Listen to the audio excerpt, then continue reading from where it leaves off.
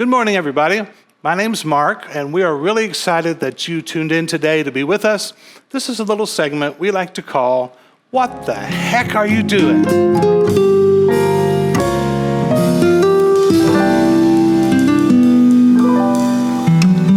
Today is Mother's Day, and we just want to say a big thank you to all the moms out there. Where would we be without you? We are so grateful for you giving us life and for helping us with our life to get us raised and get us straightened out. And we just love you so very much. And today we have a very special mom with us that we're going to interview. Her name is Chelsea George. Hey, Chelsea. Welcome to the show Mark. today. I really appreciate you taking the time today to spend with us and share a little bit about what it's like to be a mom. And let's just start with the fact that you are a military mom. Your husband is in the military. I think he's a major. Is that right? He sure is, yep. And tell us a little bit. You are a transplant to the Waynesville area, of course. You arrived here because of the military. Tell us a little bit about your background, where you're from, maybe how you and Tony met. Absolutely. So I'm originally from Ohio, kind of in the Dayton area, near Wright-Patterson Air Force Base, if anyone has ever heard of that before. And that's actually where Tony and I met. We met right before I started college. So my freshman year in college, he was a senior, and we met through a mutual friend, and kind of the rest is history. We just celebrated 11 years of marriage this past March. So actually during this quarantine time. So celebrating is still kind of on hold. We did a little celebration, but nothing too exciting. But this is actually our second time here at Fort Leonard Wood. We were here in 2013, and then we got back here. July will make 2 years ago. Okay. How long were you here before? Were you here for several years or just for a school? Nope. Yeah. So we were just here for a school. He came for the captain's career course in 2013. So about 6 months. Oh, very, very cool. Now, you and Tony have a couple of children. And so since it's Mother's Day, we would like to ask you a couple mom questions, especially since you've been home for several weeks with the kids. What are some of the things that just drive you crazy about being a mom, the hard things about, help us guys especially to know, what is it about being a mom that just drives you nuts? Ooh, okay. So asking that question during this stay at home time is a little bit different. And hey, this is a family show, so you know. Okay. In general time, I would say the hardest thing for me is probably balancing everyone's crazy schedules. My kids are only in 3rd and 4th grade, but already they're involved with several things. I'm involved with my things, and I work full time. Sure. And then, of course, we have Tony's crazy military lifestyle. So just juggling where everyone needs to be. I often think not even cloning me would be enough. There needs to be 3 Chelseas to run around and get everyone where they need to go to. Yeah, I just don't know how you moms do it. It's just so impressive. And it seems like we guys just expect it all to happen, and we have no idea what makes it work.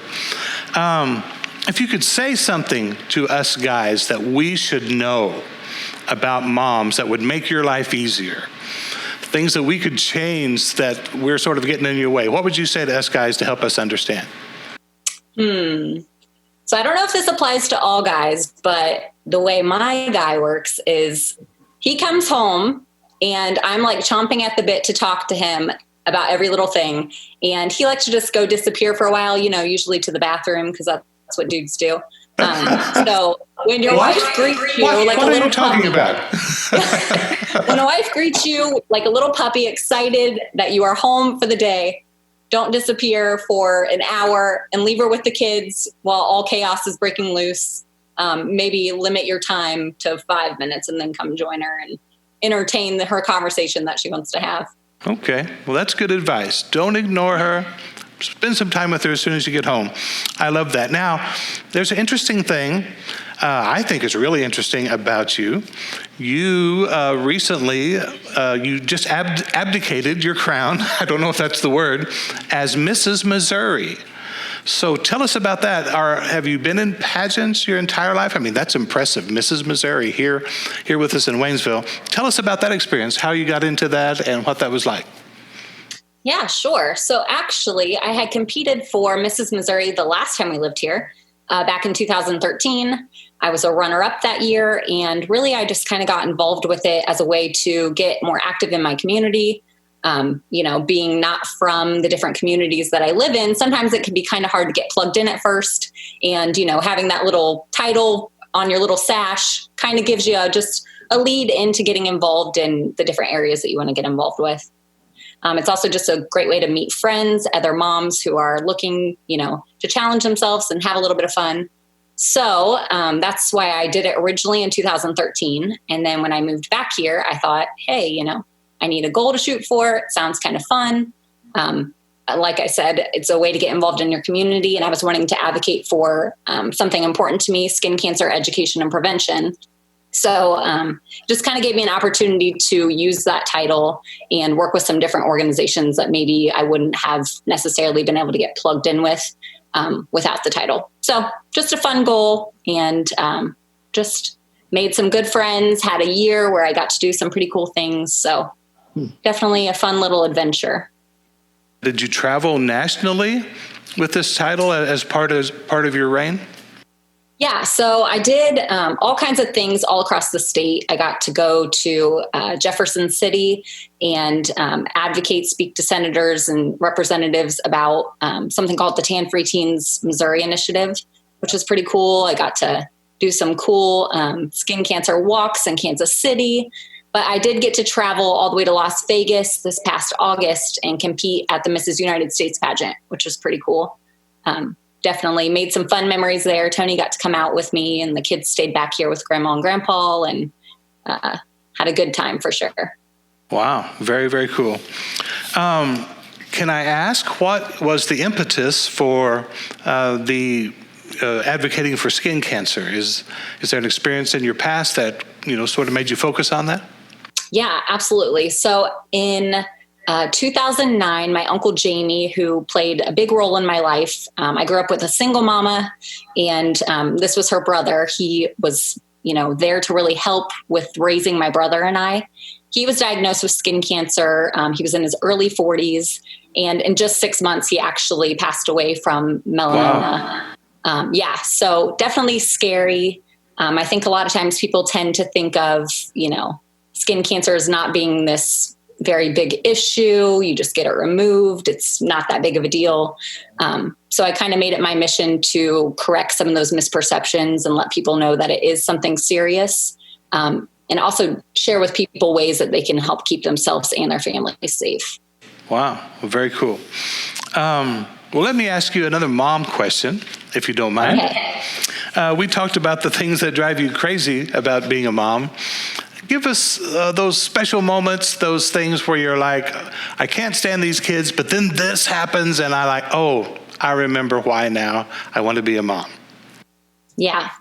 I think one of my favorites, and anybody who is a mom to more than one kid, I think can definitely relate to this, is seeing those moments when, especially if your kids are close in age and like to fight like mine do, seeing those moments when they get along and you see them doing sweet things for each other and treating each other kindly, especially when they don't think that you're watching or paying attention. Yeah. That's pretty cool. And then I think the other thing would be seeing them set some kind of goal for themselves and kind of watching their journey to reaching that goal, whatever that may be, whether it's, something new with sports or hitting their first home run, maybe something like that, setting a goal at school.